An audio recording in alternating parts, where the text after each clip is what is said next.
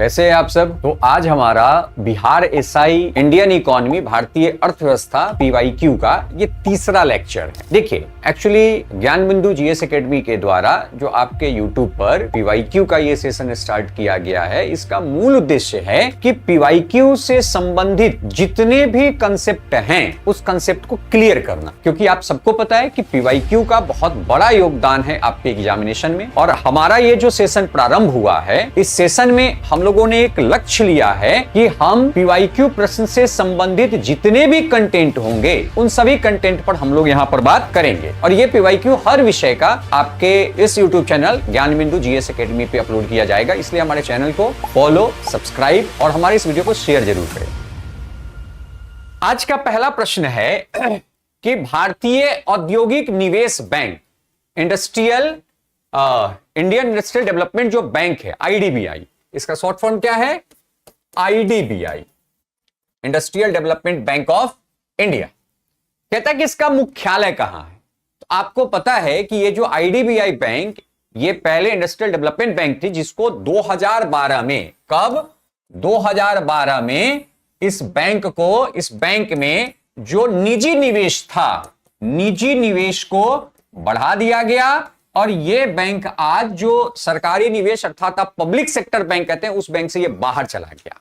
और ये जो आईडीबीआई बैंक है, इसकी मुख्यालय कहां है? इसकी मुख्यालय मुंबई में है। जिसका मूल काम क्या है? इसका मूल काम था इंडस्ट्रियल डेवलपमेंट के लिए, औद्योगिक विकास के लिए कर्ज देना। अगला प्रश्न कहता है कि हाल में किस कंपनी को महारत्न का दर्जा दिया गया है? देखिए ये जो थोड़ा सा प्रश्न है, यह प्रश्न पूछा गया है 2018 में, क्योंकि आपको पता है कि जो नवरत्ना कंपनी है उसको महारत्ना में प्रमोट किया जाता है और जो मिनी रत्न है उसको नवरत्न में प्रमोट किया जाता है। और ये प्रमोशन का ये हायरार्की चलते रहती है, मतलब ये जो मिनी रत्न है उसको नवरत्न में, और जो नवरत्न है अगर उसका प्रॉफिट अच्छा हो गया, परफॉर्मेंस अच्छा हो गया, उसकी कैपिटल पहले से पूंजी बढ़ गई, तो उसको महारत्न कंपनियों में शामिल कर दिया जाता है। और अगर हम करंट डेटा देखते हैं 2024-25 का अगर हम डेटा देखते हैं, तो उस डेटा में एक जो महारत्न कंपनी अभी शामिल हुई है उसका नाम है हिंदुस्तान एरोनॉटिक्स लिमिटेड, HAL। तो याद देखिएगा ये जो HAL है ये सबसे नई महारत्न कंपनियों में आया है, जिसके कारण कुल महारत्न कंपनियों की जो संख्या है वो कितना है? 14 है और नवरत्न कंपनियों की संख्या 24 है। तो याद रखिएगा ये पुराना प्रश्न था, लेकिन इस प्रश्न में ये पूछा गया था, इसलिए मैंने इस प्रश्न को यहां पे लाया हूं। तो अगर अभी पूछा जाए वर्तमान में किस कंपनी को महारत्ना कंपनी में शामिल किया गया, तो ये डेटा ऑलरेडी आपके ministry of commerce and industry का डेटा है और इसके अकॉर्डिंग जनवरी 2025 की स्थिति के अकॉर्डिंग हिंदुस्तान एरोनॉटिक्स लिमिटेड को महारत्न कंपनियों में शामिल किया गया है। तो याद रखिए कि 14 महारत्न और 24 नवरत्न कंपनियां अभी भारत में है। अगला प्रश्न कहता है कि सामाजिक विकास की प्रक्रियाएं प्राथमिक रूप में निम्नलिखित में से किस एक उद्देश्य की ओर निर्देशित करती है? देखिए सामाजिक विकास की अगर हम बात करें, इसको हम इंग्लिश में सोशल डेवलपमेंट कहते हैं। तो सामाजिक विकास में 3-4 चीजें सबसे महत्वपूर्ण हैं, जिसमें सबसे जो महत्वपूर्ण है वह समानता, इक्वलिटी। क्या है? समानता। समानता का अर्थ है कि जब आय तथा संपत्ति का जो वितरण है वो जब समान हो जाएगा, वो क्या हो जाएगा? वो समान हो जाएगा, अर्थात इक्वल हो जाता है, तो हम कहते हैं कि हमारा जो सामाजिक विकास है, हमारा जो सामाजिक विकास का दर है ये उच्च होगा। सामाजिक विकास का दर क्या होगा? उच्च होगा। लेकिन बात आती है कि समानता किस स्थिति में होगी? तो समानता तभी होगी जब गरीबी और बेरोजगारी ये दोनों का दोनों क्या होगा? दोनों का दोनों निम्न होगा या दोनों का दोनों नहीं होगा, तभी जाकर के समानता का भाव आ सकता है, नहीं तो समानता का भाव आना संभव नहीं है। अब आते हैं इस प्रश्न में, कहता है कि गरीबी और भुखमरी का निवारण एकदम है। एकीकृत महिला और बाल विकास, देखिए यहां पे कहता है कि उद्देश्य को निर्देशित करता है। एकीकृत महिला और बाल विकास सिर्फ इसका नहीं होगा, ग्रामीण विकास, देखिए ग्रामीण विकास में इंफ्रास्ट्रक्चर की भी बात होती है, इसलिए ग्रामीण विकास इसका एडजेक्ट नहीं होगा। आर्थिक विकास और वितरित विकास या वित्तीय विकास, यहां पे थोड़ा सा ये है, ये वित्तीय विकास होता, ये क्या हो जाता, ये वित्तीय विकास है। तो देखिए आर्थिक विकास का अर्थ हुआ कि सिर्फ आय बढ़ना, और आय बढ़ेगी तो असमानता भी तो आ सकती है, लेकिन अगर हम गरीबी और भूखमरी निवारण का काम करेंगे तो उस केस में किसका भाव उत्पन्न होगा, समान का भाव, समानता का भाव उत्पन्न होगा, जिसके कारण हमारे जो सामाजिक विकास की प्रक्रिया है उसकी जो रिजल्ट होगी वो बहुत अच्छी होगी। इसलिए इस आधार पर इस प्रश्न का उत्तर क्या होगा, गरीबी और भूखमरी का निवारण अगर किया जाता है तो जो सामाजिक विकास है उसकी जो दर होगी वो उच्च होगी। अगला प्रश्न, अगला कहता है कि रिजर्व बैंक ऑफ इंडिया के प्रथम भारतीय गवर्नर, याद रखिएगा यहां पर दो प्रश्न पूछेगा कि प्रथम भारतीय गवर्नर या प्रथम गवर्नर, क्या होगा, प्रथम गवर्नर। तो आपको पता है कि प्रथम गवर्नर जो थे वो ओसबोर्न स्मिथ थे, ओसबोर्न स्मिथ थे, ठीक है। और प्रथम जो भारतीय गवर्नर हुए हैं वो हुए सीडी देशमुख, और सीडी देशमुख जो है ये 6 वर्षों तक गवर्नर इसके रहे थे। कितने वर्षों तक, 6 वर्षों तक इसके गवर्नर ये रहे थे। और आप सबको पता है कि आरबीआई की जो स्थापना है, रिजर्व बैंक ऑफ इंडिया की स्थापना, यह 1 अप्रैल 1935 को, कब हुआ था, 1 अप्रैल 1935 को हुआ था। किसके अंतर्गत, तो आरबीआई एक्ट 1934 के अंतर्गत ये 1 अप्रैल 1935 को इसको स्थापित किया गया था। और सीडी देशमुख 1943 से लेकर के 49 तक इसके गवर्नर रहे थे, जो प्रथम भारतीय थे। आजादी से पूर्व वो गवर्नर बन चुके थे, और आजादी के बाद अर्थात आजादी के समय में आरबीआई के गवर्नर कौन थे, सीडी देशमुख थे। और प्रथम गवर्नर कौन थे, वो थे ओसबोर्न स्मिथ, ठीक है। आप मुझे कमेंट करके बताइए कि आरबीआई के दूसरे गवर्नर कौन थे, क्योंकि सीडी देशमुख आरबीआई के 3rd गवर्नर थे। कौन से थे, 3rd गवर्नर थे। और प्रथम गवर्नर ओसबोर्न स्मिथ, तीसरा गवर्नर सीडी देशमुख। तो आप मुझे कमेंट करके बताइए कि दूसरे गवर्नर कौन थे, 2nd गवर्नर ऑफ आरबीआई कौन थे, जो कि एक ब्रिटिश नागरिक थे, वो भारतीय नहीं थे। तो पहला जो 2 गवर्नर आरबीआई बना है वो ब्रिटिशर्स थे, और तीसरे जो गवर्नर बने हैं वो क्या है, वो भारतीय हैं, जिनका नाम सीडी देशमुख है।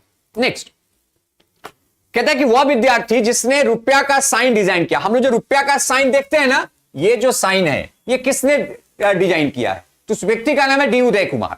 उनका नाम क्या है, उनका नाम है उदय कुमार, डी उदय कुमार। और डी उदय कुमार जो है ना, ये आईआईटी बॉम्बे के स्टूडेंट थे, और इनके द्वारा ही उस साइन को डिजाइन किया गया, जो आर, ये लगभग आर के साइड का ये डिजाइन है, और आर मींस रूपी। तो हमारा जो अभी एक यूनिक जो हमारी आइडेंटिटी है, हमारे मुद्रा का जो एक यूनिक पहचान है, वो डी उदय कुमार के द्वारा उस साइन को दिया गया था।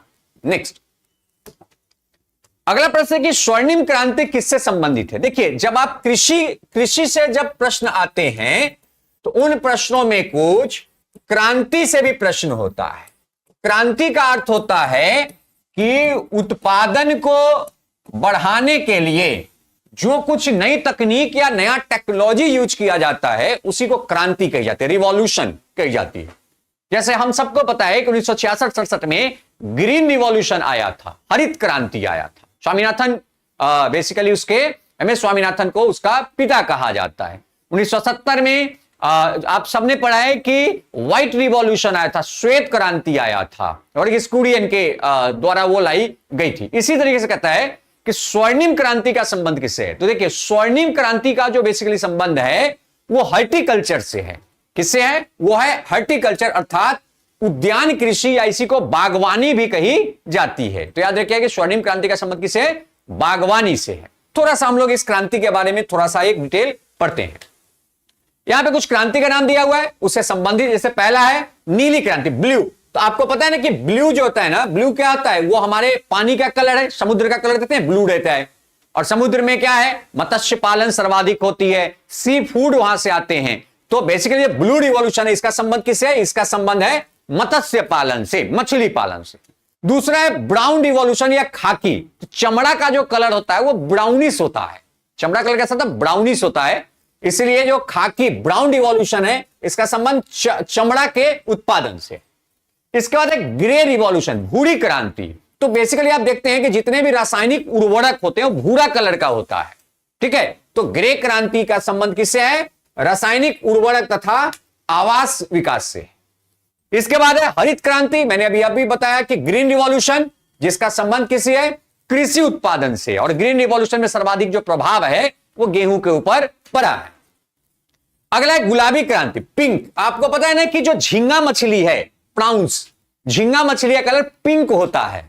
और खास करके जो पिंक रिवॉल्यूशन है इसका संबंध झींगा मछली, साथ ही साथ प्याज और फार्मास्यूटिकल्स अर्थात दवा के उत्पादन से भी है, लेकिन मूल रूप से इसका संबंध झींगा मछली से है। नेक्स्ट श्वेत क्रांति, जिसको हम लोग व्हाइट रिवॉल्यूशन कहते हैं, और दूध उजला होता है। इसे श्वेत क्रांति का संबंध किससे है? दुग्ध उत्पादन से। वर्गीस कुरियन इसके पिता है। नेक्स्ट रजत, रजत मतलब सिल्वर। और आपको पता है कि चांदी की तरह कौन दिखता है? तो चांदी की तरह अंडा, और साथ ही साथ सिल्वर फाइबर अगर कर दे तो वो हो जाता है आपका पटसन, क्योंकि फाइबर मतलब होता है धागा, रेशा।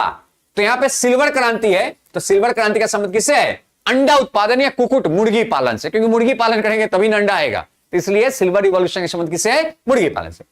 रजत रेशा क्रांति, अभी जस्ट बताया सिल्वर फाइबर, फाइबर मतलब रेशा निकलना। तो आप सबको पता है कि हम लोग जो कपास की बात करते हैं वो बेसिकली क्या है? वो सिल्वर फाइबर है। सॉरी, मैंने गलती से वहां पे पटसन बोल दिया, क्योंकि पटसन थोड़ा पीला होता है और कपास उजला होता है, इसलिए जो हम लोग सूत काटते थे वो क्या था? वो उजला था। तो सिल्वर फाइबर का जो संबंध है वो कपास उत्पादन से। इसका था येलो क्रांति, पीला। तो आपको पता है कि सरसों का फूल, आप देखते हैं ना, सरसों का फूल पीला होता है। तोड़ी का फूल, वो जो हम लोग क्या ब्लैक जो मस्टर्ड होता है, वो तोड़ी का फूल पीला होता है। इसलिए पीली क्रांति का संबंध किसे? तिलहन से है, अर्थात सरसों और तोड़ी के उत्पादन से। इसके बाद कृष्ण, भगवान कृष्ण का कलर कैसा था? ब्लैक। इसलिए कृष्ण क्रांति को इंग्लिश में ब्लैक रिवॉल्यूशन कहते हैं, जिसका संबंध किसे है? पेट्रोलियम, कच्चा तेल से है, क्योंकि पेट्रोलियम का जो कलर है वो कैसा है? ब्लैक है। नेक्स्ट है स्वर्ण रेशा। स्वर्ण रेशा मतलब जो हम लोग क्या पटुआ होता है ना, पटसन, जूट के उत्पादन से है। इसका था स्वर्ण क्रांति, गोल्डन रिवॉल्यूशन, जो बागवानी अर्थात हॉर्टिकल्चर से है। फिर है लाल क्रांति, रेड रिवॉल्यूशन, और ये किससे? टमाटर और मांस के उत्पादन से। टमाटर भी लाल होता है, मांस भी लाल होता है। इसका था गोल क्रांति, आपको पता है कि आलू गोल है, तो आलू के उत्पादन को बढ़ाने के लिए गोल क्रांति लाई गई। सदाबहार, एवरग्रीन रिवॉल्यूशन, अर्थात ये समग्र कृषि विकास से है, समग्र सदाबहार, या इसको आप इंद्रधनुष भी कह सकते हैं। ये इंद्रधनुष क्रांति भी है, जो सारे कृषि से संबंधित जितने भी उत्पादन है सबके विकास में इसका संबंध है। नेक्स्ट बैगनी रिवॉल्यूशन, जिसका संबंध बेसिकली लेवेंडर के उत्पादन से है। और स्वीट रिवॉल्यूशन, जिसका संबंध मधुमक्खी पालन या शहद के उत्पादन से है। तो ये कुछ महत्वपूर्ण रिवॉल्यूशन है, कृषि क्रांति है, जिसका संबंध कुछ उत्पादन से है, जो आपके प्रश्न में पूछे भी जाते हैं। ये इतना अगर आप याद कर लें तो आपको ये मोर देन इनफ है, प्रश्न यहां से आने की संभावना अधिक होती है। अगला प्रश्न कहता है राष्ट्रीय विकास परिषद एक है। आप सबको पता है कि राष्ट्रीय विकास परिषद की जो स्थापना है ये 1952 में किया गया। किस समय? फर्स्ट 5 ईयर प्लान के समय, फर्स्ट 5 ईयर प्लान के समय। और इसका मूल काम था कि पंचवर्षीय योजना में जो केंद्र सरकार है और जो राज्य सरकार है, इनके बीच में एक कोऑपरेटिव रिलेशन बनाने के लिए, सहकारी संबंध बनाने के लिए इसकी स्थापना 1952 में किया गया। और ये बेसिकली जो योजना आयोग थी, जो बेसिकली योजना आयोग जिसकी स्थापना आप सबको पता है कि 1950 में 1950 में किया गया था, जिसका मूल काम था 5 ईयर प्लान को बनाना। और आप सबको पता है कि योजना आयोग को हटाकर 2015 में किसको लाया गया है? नीति आयोग को लाया गया है। तो ये जो तीनों का तीनों संगठन है, ये तीनों का तीनों जो बॉडी है, ये गैर संवैधानिक है, ये कोई संवैधानिक बॉडी नहीं है। ये सरकार को सिर्फ क्या करती है? ये सरकार को सिर्फ सजेशन देती है, सरकार के थिंक टैंक के रूप में ये काम करता है। तो यहां पर देखिए कि ये कैसे संगठन है? राजनीतिक संगठन नहीं, संवैधानिक नहीं, गैर राजनीतिक संगठन नहीं, ये बेसिकली गैर संवैधानिक संगठन है। ठीक है, चलिए अगला। कहता है कि भारत में राष्ट्रीय आय लेखा किसके द्वारा प्रकाशित किए जाते हैं। देखिए ये ओल्ड प्रश्न है, याद रखिएगा ये ओल्ड प्रश्न है। अगर 2019 के बाद अगर पूछा जाता है तो इसका सही उत्तर होगा एनएसओ। ठीक है, इसका सही उत्तर क्या आ जाएगा, एनएसओ, नेशनल स्टैटिस्टिक्स ऑफिस या नेशनल स्टैटिस्टिक्स ऑर्गेनाइजेशन। ठीक है, अब यहां पे कहता है कि यहां पे ये कहता है केंद्रीय सांख्यिकी। अभी के समय में यहां पर एक शब्द जोड़ दीजिए, राष्ट्रीय सांख्यिकीय संगठन के द्वारा वर्तमान में किया जाता है। क्योंकि सर ऐसा हुआ क्यों, तो बेसिकली दो संगठन अपने यहां थी।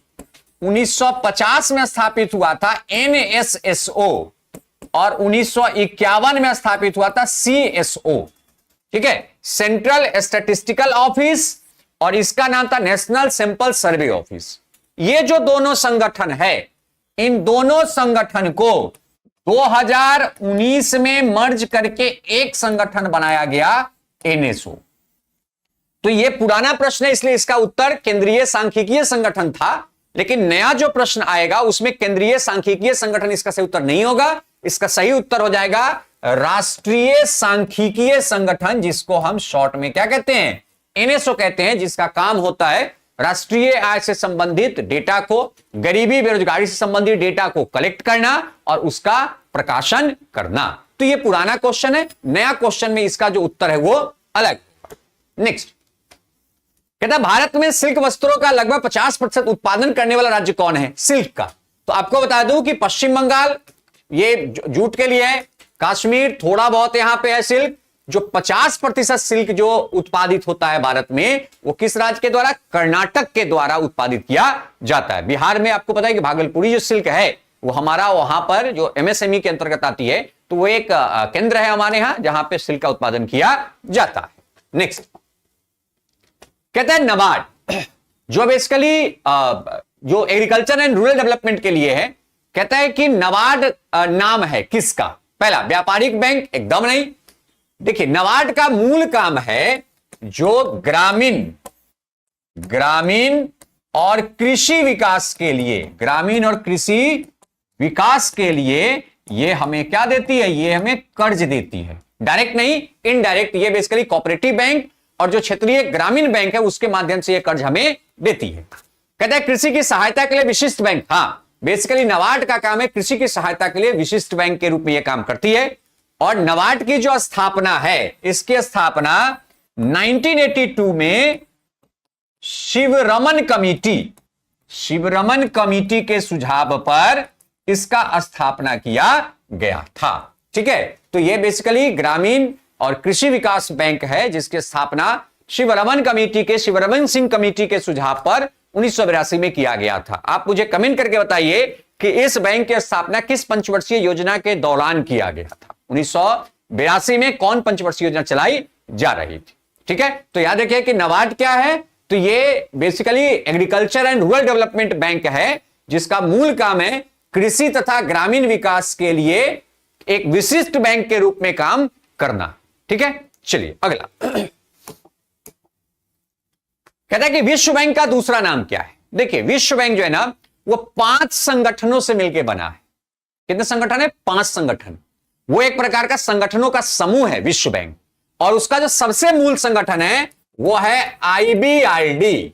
क्या है, आईबीआईडी, जिसे हम किस रूप में जानते हैं, जिससे हम विश्व बैंक के रूप में जानते हैं। क्योंकि सबसे पहले किसकी स्थापना होती है, आईबीआईडी की स्थापना होती है, और आईबीआईडी को ही हम लोग विश्व बैंक कहते हैं। और आपको बता दूं कि विश्व बैंक में कुल 5 संगठन है जिसके समूह को हम विश्व बैंक कहते हैं। जिसमें पहला है आईबीआईडी, जिसकी स्थापना कब किया गया, दिसंबर 1945 में किया गया, अर्थात यह प्रथम संगठन थी। दूसरा है आईएफसी, जिसकी स्थापना 1956 में किया गया, और इसमें कुल अभी के समय में सदस्य कितना है, 186 है। और आईबीआईडी में कुल सदस्य कितना है, 190 है, और भारत इन दोनों का सदस्य है। तीसरा संगठन है आईडीए, जिसकी स्थापना 1960 में किया गया और इसके कुल सदस्यों की संख्या 174 है। भारत भी इसका सदस्य है। चौथा संगठन है MIGA, जिसकी स्थापना 1966 में की गई। इसमें कुल अभी 181 सदस्य हैं। भारत भी इसका सदस्य है। और पांचवा संगठन है ICSID। बेसिकली ये डिस्प्यूट्स को देखता है।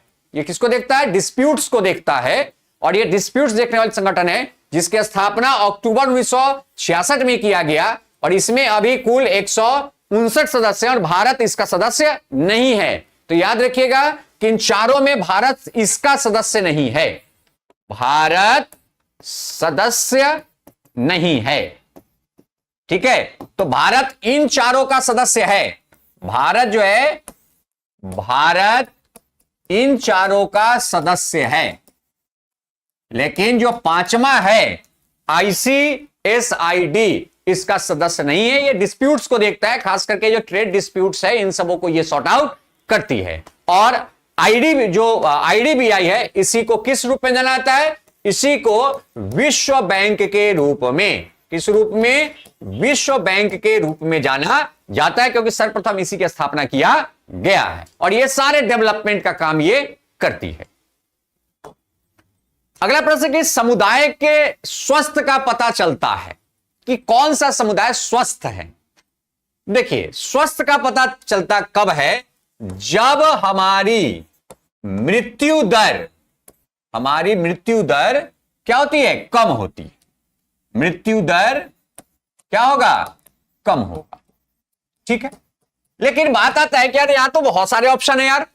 जन्म दर से शिशु के मृत्यु दर, मातृत्व मृत्यु दर, यही हो सकता है कि बाल मृत्यु दर भी एक ऑप्शन आ जाता है कि भाई बाल मृत्यु दर, यह भी ऑप्शन आ सकता है। तो भाई कौन से मृत्यु दर के कम होने से हम कहेंगे कि हमारा स्वास्थ्य व्यवस्था सही है? तो देखिए, अगर ऐसा प्रश्न रहे कि जहां 3-4 में मृत्यु दर का संबंध है और आपसे पूछे कि स्वास्थ्य का पता किससे है, तो ये देखेंगे कि सबसे कम उम्र की मृत्यु दर कहां पे है। तो जो सबसे कम उम्र की मृत्यु दर है, अर्थात 0 से 1 वर्ष आयु का जो मृत्यु दर है, उसे हम लोग शिशु मृत्यु दर कहते हैं। क्या कहते हैं? शिशु मृत्यु दर कहते हैं। और 0 से 5 वर्ष आयु का जो मृत्यु दर है, इसको हम लोग बाल मृत्यु दर कहते हैं। क्या कहते हैं? बाल मृत्यु दर कहते हैं। और इसकी जो आकलन है, हम लोग प्रति 1000 जन्मे बच्चों पर निकालते हैं। याद रखिएगा, हम कभी भी मृत्यु दर को प्रति 1000 निकालते हैं, प्रति सैकड़ा नहीं निकालते हैं। इसलिए इसका जो फॉर्मूला होगा कि भाई बाल मृत्यु दर क्या है, तो उसमें रहेगा कि 0 से 5 वर्ष के उम्र के बच्चों के मृत्यु की संख्या डिवाइडेड बाय 1 वर्ष के दौरान जन्मे बच्चों की संख्या इंटू 1000। और सही स्वास्थ्य का अगर पता लगाना है तो हम किस दर को देखते हैं? हम शिशु मृत्यु दर को देखते हैं, ताकि यह देखा जाए कि जो जन्मा बच्चा या नवजात बच्चा जो 1 वर्ष से कम उम्र का है, जो बोलता नहीं है, उससे बड़े बच्चे तो बोलने लगते हैं ना, तो उनके कठिनाई को आप जान सकते हैं कि ये बच्चों की कठिनाई को आप नहीं जान सकते। और अगर इनकी मृत्यु दर कम है तो आप कहेंगे कि हमारा जो स्वास्थ्य व्यवस्था है ये हमारा क्या है? उच्च है। अर्थात समुदाय के स्वास्थ्य का पता किससे चलता है? शिशु मृत्यु दर से चलता है। ये जितना कम होगा स्वास्थ्य स्थिति उतनी अच्छी होगी, ये जितना अधिक होगा स्वास्थ्य स्थिति उतनी कम होगी। आप लोग मुझे कमेंट करके बताइए कि वर्तमान में अभी शिशु मृत्यु दर प्रति 1000 भारत की कितनी है। अगला प्रश्न कहता है कि वर्ष 2011 के जनगणना के अनुसार न्यूनतम जनसंख्या घनत्व वाला राज्य कौन है। देखिए, यहां पे 2 चीज होता है। एक तो आपको पूछ देगा कि भाई स्टेट, और एक आपको पूछ देगा यूनियन टेरिटरीज। 2 पूछता है।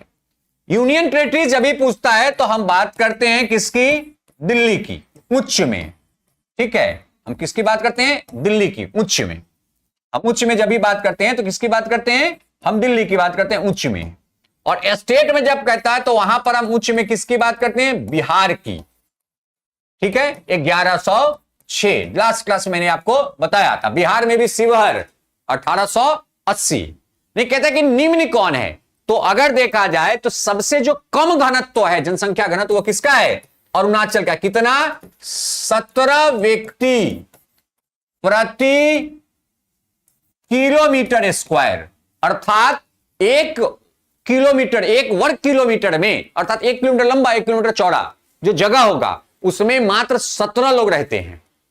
और हमारे यहां बिहार में 1 किलोमीटर लंबा 1 किलोमीटर चौड़ा, मान लिया जाए ये मान लिया कि वर्ग है 1 किलोमीटर और ये भी 1 किलोमीटर है, तो अरुणाचल प्रदेश के देखें तो इसमें मात्र 17 लोग रहते हैं। वही अगर हम बिहार की बात कर लें तो इसमें 1106 लोग रहते हैं। इसी को कहते हैं जनसंख्या घनत्व। तो याद है कि सबसे कम जनसंख्या घनत्व किसका है? अरुणाचल प्रदेश का है। थोड़ा इस पर और डेटा देखते हैं। यहां पे कहते हैं कि सबसे जो अधिक जनसंख्या घनत्व वाला राज्य है वो कौन सा है? बिहार है। और बिहार में भी कौन है? वो है शिवहर। ये 1880-82 है, बाद का डेटा में 82 है, लेकिन प्रारंभिक डेटा में 1880 था। इसके बाद जो दूसरा सबसे हाईएस्ट है वो किसका है? पश्चिम बंगाल का है, 1028। और न्यूनतम में देखा जाए तो सबसे कम किसका है? अरुणाचल प्रदेश का है, मात्र 17। किसका है? मात्र 17। और एक चीज ध्यान दीजिएगा, जनसंख्या ग्रोथ रेट में नागालैंड सबसे कम है। ठीक है, नागालैंड सबसे कम है, उसमें रिड्यूस हो गया था जनसंख्या ग्रोथ रेट।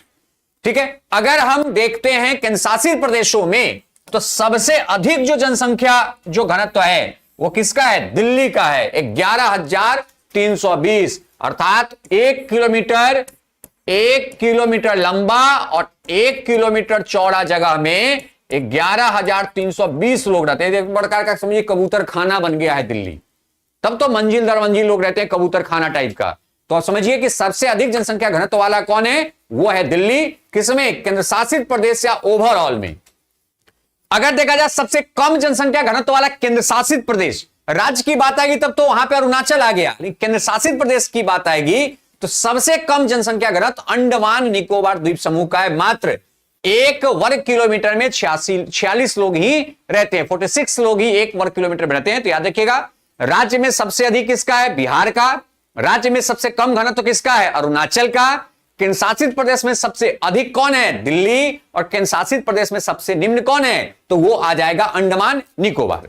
अगर आपसे पूछे कि केंद्र शासित प्रदेश और राज्य दोनों को मिलाकर के पूछे कि सबसे अधिक कौन है, तो दिल्ली, और सबसे कम कौन है, तो अरुणाचल। तो याद रखिएगा कि दोनों भी कंबाइन करके प्रश्न पूछता है या फिर अलग अलग भी प्रश्न पूछा जाता है। अगला कहता है कि बेरोजगारी व मुद्रास्फीति की संयुक्त घटक कहलाती है।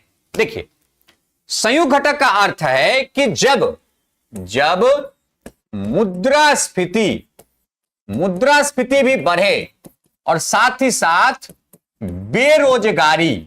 बेरोजगारी भी बढ़े, तो इसको क्या कहते हैं? बेरोजगारी का अर्थ है कि साथ ही साथ जो मंदी की दर है उसमें भी बढ़ोतरी हो, तो इसको क्या कहते हैं? तो ये एक प्रकार का अपवाद सिचुएशन है जिसे हम स्टैगफ्लेशन कहते हैं। तो याद रखिए, स्टैगफ्लेशन एक ऐसा सिचुएशन है जब एक तरफ वस्तु तथा सेवा का मूल्य बढ़ता है और दूसरे तरफ जो बेरोजगारी का दर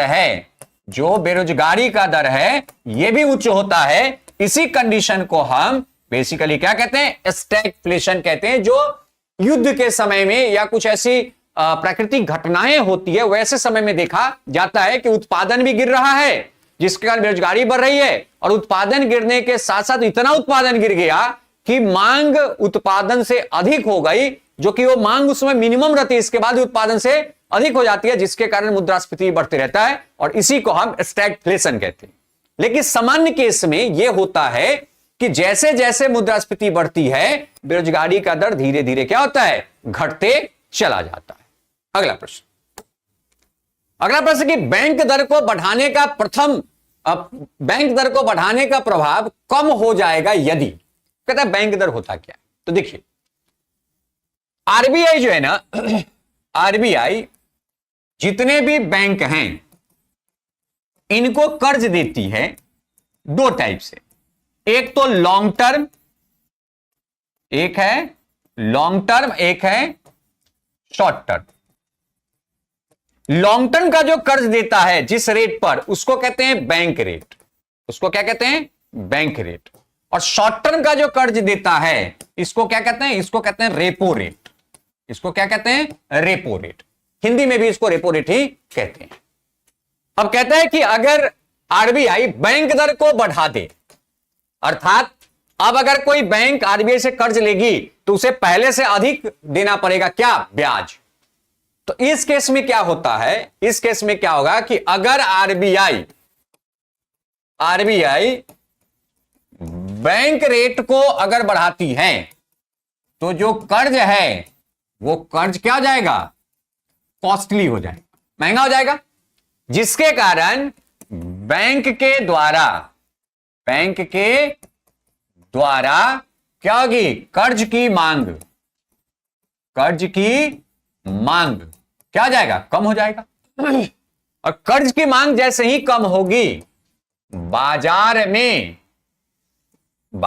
में जो मुद्रा का प्रवाह है, ये मुद्रा का प्रवाह कम हो जाएगा। क्यों? क्योंकि अब आरबीआई से पैसा निकल के बैंक के पास नहीं आ रहा है। क्यों? क्योंकि आरबीआई ने कर्ज के दर को अर्थात ब्याज दर को बढ़ा दिया, जिसके कारण अब बैंक के पास वो पैसा नहीं आ रहा। बैंक के पास पैसा नहीं आएगा तो बैंक भी अब बाजार में महंगे ब्याज दर पर पैसा देगी, जिसके कारण ब्याज की जो कर्ज की मांग है, ब्याज दर बढ़ने के कारण वो कम हो जाता है, जिससे मुद्रा का प्रवाह बाजार में कम हो जाती है। तो ये साफ साफ दिखाई दे रहा है कि मुद्रा का प्रवाह बैंक दर के बढ़ने से क्या हुआ? बैंक दर बढ़ा, जिसके कारण मुद्रा का जो प्रवाह है वो क्या हो गया? कम हो गया। अब कहते हैं कि इनमें से किसके कारण ये नहीं होगा? तो एसएलआर को बढ़ा। देखिए, एसएलआर बढ़ाएगी तो और मुद्रा का प्रवाह कम होगा, सीआरआर को बढ़ाएगा तो और मुद्रा का प्रवाह कम होगा।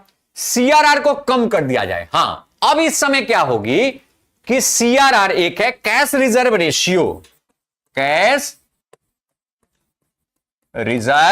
रेशियो, जिसको हम लोग सीआरआर कहते हैं। सीआरआर कहता है कि जो भी बैंक हैं सभी बैंक को अपने जमा पूंजी का कुछ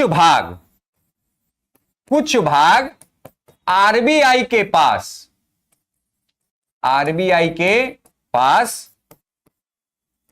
रखना पड़ता है जिस पर आरबीआई कोई ब्याज नहीं देती है। इसी को सीआरआर कहते हैं। तो अगर आरबीआई के द्वारा सीआरआर के दर को घटा दिया जाए तो बैंक जो अपना कुछ पैसा आरबीआई पर सकता है वो नहीं रखेगा, और वो नहीं रखेगा तो वो क्या करेगा? इसके कारण जो प्रवाह है, इस प्रवाह को वो आसानी से बढ़ा सकता है।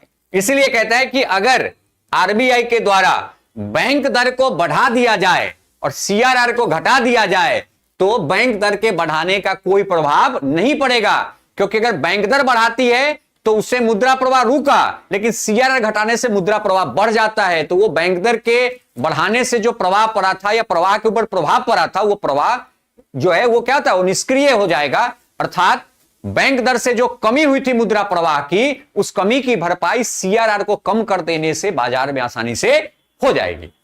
अगला प्रश्न, थोड़ा सा कुछ प्रश्न है जो कंसेप्चुअल। कहता है निम्नलिखित में से बहुआयामी गरीबी सूचकांक के संबंध में गलत। आप सबको बताया कि जो मल्टी डायमेंशनल पॉवर्टी इंडेक्स है, आपको बताया कि यूएनडीपी और ऑक्सफोर्ड के द्वारा यह जारी किया जाता है।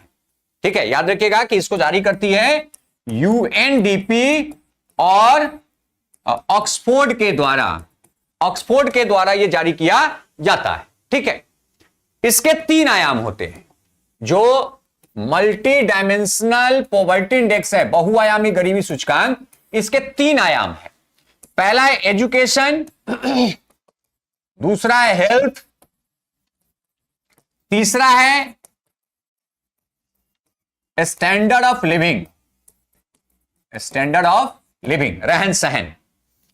इसके अंतर्गत 2 सब आयाम है। इसके अंतर्गत 2 सब आयाम है। कितने सब आयाम है? 2। इसके अंतर्गत भी 2 सब आयाम है। 2 सब आयाम है, और इसके अंतर्गत टोटल 6 आयाम है। ठीक है, और इन तीनों का वेटेज बराबर है, 1/3, 1/3, 1/3, वेटेज बराबर। ठीक है, क्योंकि तीनों को मिला दीजिएगा तो इसका वैल्यू कितना हो जाएगा? 1 हो जाएगा। अब इस 1/3 को 2 पार्ट में बांटा, तो इसमें क्या आ जाएगा 1/6, प्रत्येक का 1/6। इसको दो पार्ट में पार्ट आता है, ये क्या आ जाएगा 1/6, दो आयाम का अलग अलग, 1/3 डिवाइडेड बाई 2 1/6। और इसके 6 आयाम को बांटा जाएगा तो यह 1/18। अर्थात ये ऊपर के जो तीनों आयाम है उसकी वैल्यू बराबर है, लेकिन जो इसके टोटल 10 हैं, टोटल कितने हैं 10 हैं, वही जो नीति आयोग, याद रखिएगा, जो नीति आयोग जो निकालती हैं मल्टी डायमेंशनल पॉवर्टी इंडेक्स, इसके टोटल 12 आयाम है, लेकिन जो यूएनडीपी और ऑक्सफोर्ड के द्वारा निकाला जाता है इसके 10 आयाम। ठीक है, तो याद रखिएगा कि नीति आयोग जो निकाला था उसमें 12 आयाम है, और जो बेसिकली यूएनडीपी का निकाला था उसमें 10 आयाम है। तो इसके सब आयाम की वैल्यू अलग अलग है, लेकिन जो इसके मेन आयाम है उसका वैल्यू सेम है, 1/3 1/3 1/3। सब आयाम में एजुकेशन के जो 2 आयाम है उसका वैल्यू 1/6 1/6 है, शिक्षा को आयाम है उसका वैल्यू 1/6 1/6 है, और इसके अलावा जो बेसिकली स्टैंडर्ड ऑफ लिविंग है इसका जो आयाम है, स्टैंडर्ड ऑफ लिविंग का जो आयाम है वो 1/18 है। चलिए अब आते हैं प्रश्न पर। कहता है कि सूचकांक के तीनों आयाम स्वास्थ्य, शिक्षा, जीवन स्तर सही है, एकदम ठीक है। हमें गलत सर्च करना है तो हमारा यह उत्तर नहीं होगा। सूचकांक में प्रत्येक आयाम को समान भार दिया गया, एकदम। ये 3 इसके आयाम है, ये 3 इसके मुख्य आयाम है, एजुकेशन, हेल्थ और जीवन का रहन सहन या जीवन का स्तर है, तीनों का वैल्यू 1/3 1/3 1/3 है, अर्थात ये भी सही है, तो ये भी उत्तर नहीं होगा। सूचकांक में 10 प्रचालक शामिल है, जो 10 प्रचालक अभी जो आयाम शामिल है तो एकदम सही है। एजुकेशन में 2 है, कौन कौन, एक है इनरोलमेंट नामांकन, एक है स्कूलिंग ईयर, कितने वर्ष तक स्कूल गया, ये 2 है एजुकेशन में। हेल्थ में भी 2 है, हेल्थ में आपका है मोर्टेलिटी रेट, और एक आपका हो गया उसमें कुपोषण की दर, उसको हेल्थ में काउंट किया गया है। और स्टैंडर्ड ऑफ लिविंग में 6 आयाम है, जिसमें कुकिंग फ्यूल की बात होती है, आपके शेल्टर घर की बात होती है, कूड़ा करकट रखने की बात होती है, आपके घर में बिजली है कि नहीं उसकी बात होती है, स्वच्छ पेयजल है इसकी बात होती है, और इसमें आपके घर में आपके सुख सुविधा के लिए कौन कौन से भौतिक साधन उपलब्ध है इसकी बात होती है। तो टोटल 6 आयाम इसके अंतर्गत है, और हेल्थ और एजुकेशन में 2-2 आयाम है, अर्थात टोटल कितने आयाम है, टोटल 10 आयाम है। लेकिन ये 10 आयाम किसका है, जो यूएनडीपी और जो ऑक्सफोर्ड निकालते हैं उसके लिए 10 है, और नीति आयोग के लिए कितना आयाम है 12 है, अर्थात ये तीसरा भी सही है, हमें ये गलत लिखना है, ये उत्तर नहीं होगा। प्रत्येक प्रचालक को समान भार दिया गया, नहीं, आपने अभी जस्ट देखा कि प्रचालक के बेसिकली 3 इसमें है प्रचालक, एजुकेशन का भार 1/6 1/6 है, हेल्थ इसका भी आयाम में 1/6 1/6 है, और वही स्टैंडर्ड ऑफ लिविंग इसके आयाम में 1/18 है। ठीक है, अर्थात ये एकदम गलत है, और हमें गलत सर्च करना था तो हमारा उत्तर क्या जाएगा, डी हो जाएगा। इस टाइप के प्रश्न भी पूछे जाते हैं, इसलिए इसको थोड़ा सा डीपली पढ़ना पड़ेगा। चलिए अगला प्रश्न। अगला प्रश्न कहता है कि भारतीय नियोजन के वास्तुकार कौन है। नियोजन अर्थात प्लानिंग। आप सबको पता है कि 1938 में कांग्रेस का हरिपुर अधिवेशन हुआ था, जिसमें जो बोस थे, ये बोस उसके कांग्रेस के अध्यक्ष थे, याद रखिएगा, कांग्रेस के अध्यक्ष थे बोस साहब थे। ठीक है, सुभाष चंद्र बोस अध्यक्ष थे, और उसी में राष्ट्रीय नियोजन समिति, नेशनल प्लानिंग कमेटी की स्थापना की गई थी, जिस प्लानिंग कमेटी के, उसी में प्लानिंग कमेटी को सेटअप किया गया था, और इस प्लानिंग कमेटी के जो अध्यक्ष थे वो अध्यक्ष बनाया गया था नेहरू को। किसको बनाया गया था, नेहरू जी को बनाया गया था।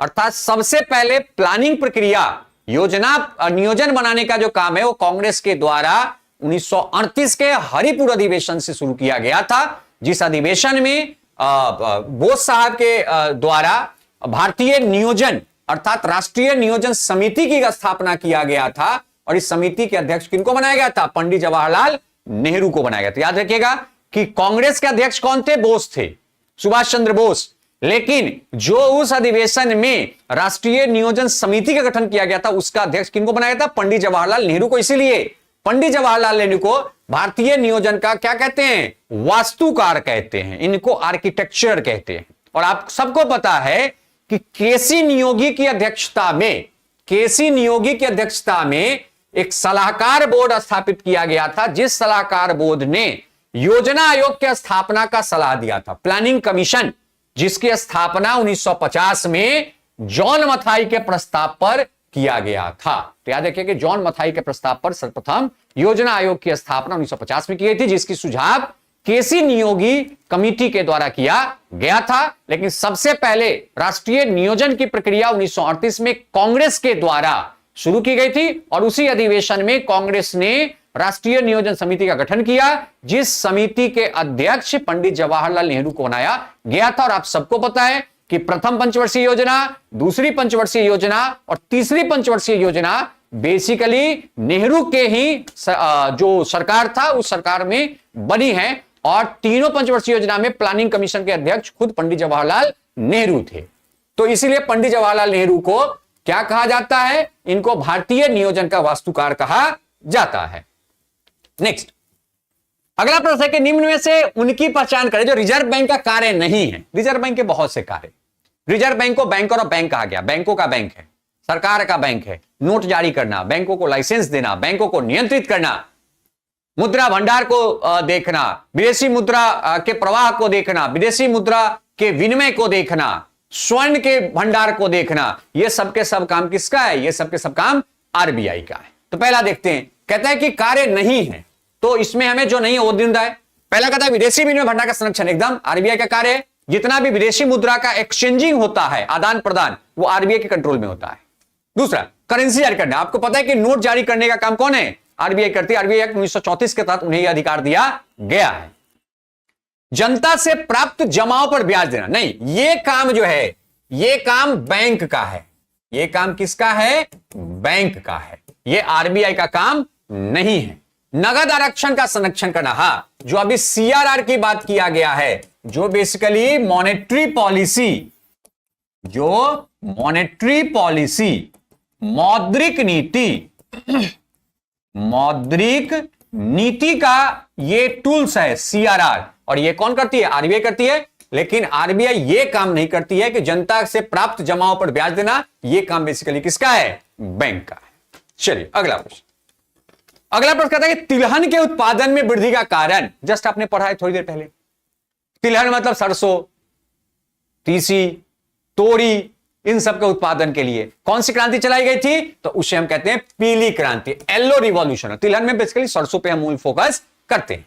नेक्स्ट, कहता है कि विश्व व्यापार संगठन डब्ल्यूटीओ का मुख्यालय क्या था। आप सबको पता है कि डब्ल्यूटीओ की जो स्थापना है, डब्ल्यूटीओ की स्थापना कब किया गया है, 1 जनवरी 1995 को हुआ है। किसको हटा करके, जीएटीटी को हटा करके, ठीक है। एक tariff and trade, general agreement on tariff and trade थी एक संगठन, जिसको हटा करके उरुग्वे राउंड समिट के बाद उसको हटा करके 1 जनवरी 1995 को डब्ल्यूटीओ की स्थापना किया गया है। और डब्ल्यूटीओ का मुख्यालय कहां है, डब्ल्यूटीओ का मुख्यालय जेनेवा है। कहां पे है, डब्ल्यूटीओ का मुख्यालय जेनेवा में। नेक्स्ट, कहता है कि SEBI, security and exchange board of India, ठीक है, भारतीय प्रतिभूति संरक्षण जो बोर्ड है, security and exchange board of India का मुख्यालय कहां पे।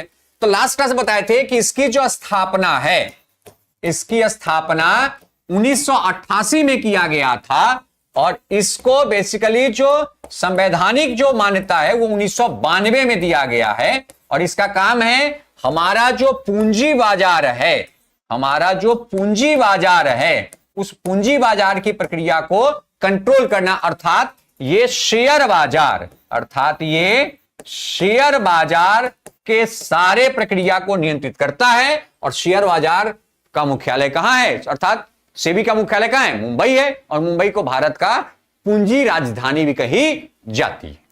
अगला प्रश्न कहता है कि निम्न में से कौन सा प्रत्यक्ष कर का उदाहरण नहीं है। देखिए, 2 प्रकार के कर हैं, कर के 2 प्रकार, एक है प्रत्यक्ष, एक है प्रत्यक्ष और दूसरा है अप्रत्यक्ष। इसका अंतर समझिए, तुरंत समझ में आ जाएगा।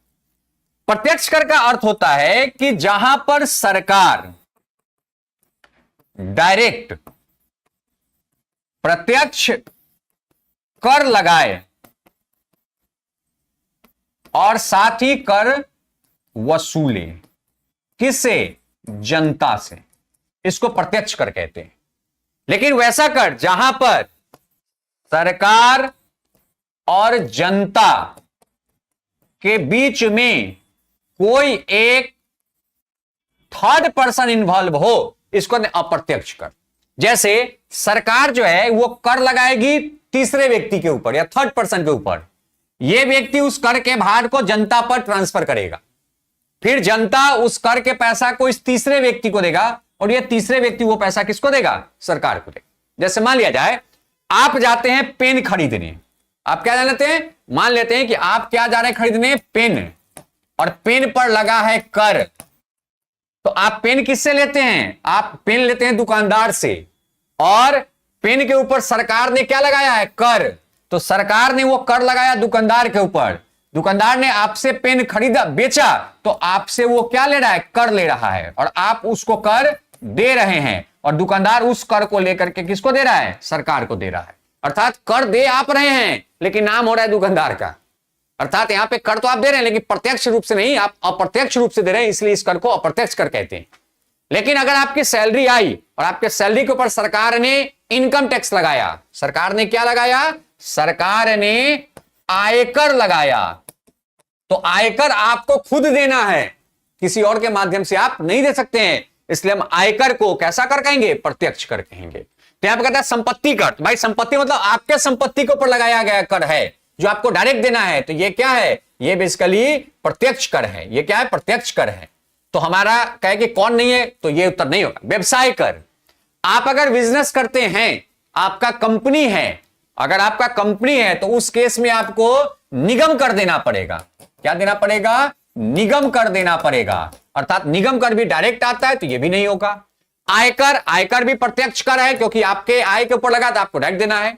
वस्तु और सेवा कर, हाँ, जिसे हम जीएसटी कहते हैं, गुड्स एंड सर्विस टैक्स, जो बेसिकली पेन पे लगता है। कौन सा कर होगा? ये जीएसटी होगा, जो बेसिकली सरकार लेती तो हमसे है लेकिन हमारे ऊपर डायरेक्ट लगाती नहीं है। हमारा उस कर देने में कहीं से कोई नाम होता नहीं, और नाम किसका होता है? जिसने हमसे कर लेकर के सरकार को दिया उसका नाम होता है, इसलिए इसको इनडायरेक्ट टैक्स कहते हैं। और जीएसटी एक प्रकार का कैसा टैक्स है? इनडायरेक्ट टैक्स है। आप लोग मुझे कमेंट करके बताइए कि भारत में जीएसटी की शुरुआत कब किया गया, किस वर्ष और किस माह के किस दिन को किया गया था। अगला प्रश्न और लास्ट प्रश्न कहता है कि निजी क्षेत्र में लघु एवं मध्यम उद्योगों के विकास के औद्योगिक साख व निवेश निगम आईसीआईसी, ठीक है, ये बेसिकली इंडस्ट्रियल क्रेडिट, क्या है ये? Industrial credit and investment corporation of India है, जिसको हम लोग आईसीआईसीआई के नाम से जानते हैं, आईसीआईसीआई के नाम से जानते हैं। इंडस्ट्रियल बेसिकली क्या है? इसका जो फुल फॉर्म है ये है औद्योगिक साख, industrial credit and investment corporation of India, industrial credit and investment corporation of India, ICICI, जिसकी स्थापना 1955 में किया गया था। कब किया गया था? 1955 में किया गया था। और ये किसके कारण किया गया था? तो ये बेसिकली विश्व बैंक, इसके विश्व बैंक का ये मिशन था, विश्व बैंक का ये मिशन था, और उसी मिशन के तहत किया गया था ताकि इंडस्ट्रियल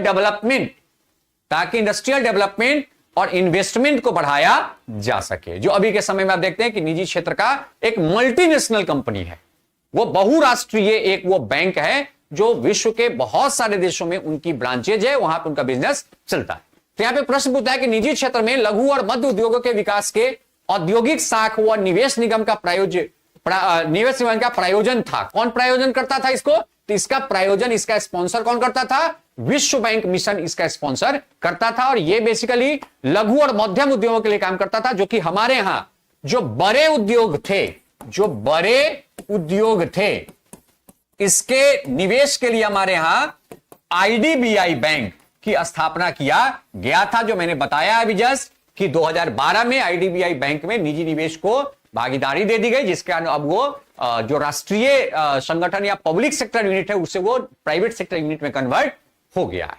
तो याद रखिएगा कि औद्योगिक साख एवं निवेश निगम का जो प्रायोजन है ये कौन करता है, ये विश्व बैंक के द्वारा किया गया, जिसकी स्थापना, जिस आईसीआईसीआई की स्थापना 1955 में की गई है। विश्व बैंक की स्थापना आप सबों ने पढ़ा कि विश्व बैंक को हम लोग आईडीबीआई के नाम, आईडीएफसी के नाम से जानते हैं, जो बेसिकली 5 संगठनों का एक समूह। ठीक है, तो ये महत्वपूर्ण अभी आपके इस पीवाईक्यू सेशन में लगभग 25-30 प्रश्न थे, जिसको हम लोगों ने पूरे डिटेल में देखा, और इनसे संबंधित ही आपसे बहुत सारे प्रश्न पूछे जाते हैं, इसलिए हमने हर प्रश्न को डिक्टेट किया है, उसको डिटेल में बताया है, ताकि उससे संबंधित कोई भी जो प्रश्न है उस प्रश्न में आपको कहीं से कोई कठिनाई नहीं होगी। थोड़ा सा कुछ मैंने इसमें डिटेल दिया है। डिटेल में क्या दिया, जैसे मैंने विश्व बैंक के बारे में बताया है कि विश्व बैंक के क्या कितने संगठन है, तो विश्व बैंक बेसिकली 5 संगठनों का एक समूह है। साथ ही साथ मैंने आपको अभी तुरंत बताया है कि ये जो विश्व बैंक 5 संगठन है, इसमें स्थापना कब हुआ है, तो अभी जस्ट आपने देखा कि आईबीआरडी जो है, जिसे विश्व बैंक कहते हैं, इसकी स्थापना 1945 में, अर्थात ये पेरेंट संगठन है और इसके 190 सदस्य हैं। दूसरा आईएफसी है, जो बेसिकली फाइनेंस कॉर्पोरेशन संगठन है, जिसका स्थापना 1956 में हुआ, 186 सदस्य वर्तमान में, भारत इनका भी सदस्य है।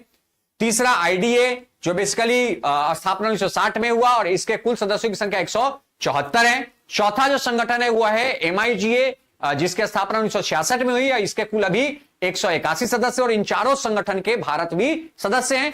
एक लास्ट है आईसीएसआईडी, जिसकी स्थापना अक्टूबर 1966 में किया गया, जिसके 159 सदस्य हैं, इसका सदस्य भारत अभी नहीं है। इसके बाद मैंने ये जो विश्व बैंक ग्रुप है, आईबीआरडी से लेकर के आईसीएसआईडी तक, इसके बाद मैंने क्रांति के बारे में बताया है, उससे संबंधित भी प्रश्न आपसे कंटिन्यू पूछे जाते हैं। तो थोड़ा सा इस वीडियो को आप ठीक से देख लें, तो मुझे लगता है कि इनसे संबंधित जो प्रश्न है वो कहीं से आपको छूटने वाला नहीं है। इसी तरीके से हमारा अगला भी सेशन आएगा, जो हमारा 4th क्लास होगी पीवाईक्यू की, उसमें भी हम महत्वपूर्ण प्रश्नों को देखेंगे और ये हमारा सेशन कंटिन्यू चलता रहेगा, और ये सेशन हर विषय का आपके इस ज्ञान बिंदु जीएस एकेडमी चैनल पर आएगी। ओके, धन्यवाद, मिलते हैं अगले सेशन में।